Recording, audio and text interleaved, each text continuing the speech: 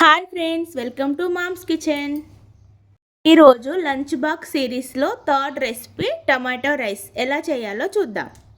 Stove on చేసుకొని ఒక గిన్నె పెట్టుకొని అందులో 3 టేబుల్ స్పూన్ ఆయిల్ వేసుకొని ఇలాల్చి, దాల్చిన చెక్క, సాజీరా, లవంగాలు, పచ్చిమిర్చి,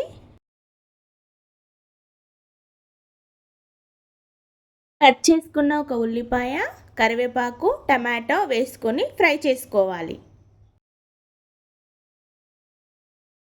ఇప్పుడు ఇందులో ఒక స్పూన్ అల్లం, కొద్దిగా పసుపు, ఒక స్పూన్ కారం, రుచికి సరిపడా ఉప్పు వేసుకొని కలుపుకోవాలి. ఇప్పుడు ఇందులో కుక్ చేసుకున్న ఒక కప్పు రైస్ వేసుకొని బాగా కలుపుకొని స్టవ్ ఆఫ్ చేసుకోవాలి. అంతే అండి, టమాటా రైస్ రెడీ. ఇది చాలా టేస్టీగా ఉంటుంది. 5 మినిట్స్లో అయిపోతుంది. Like, share and subscribe.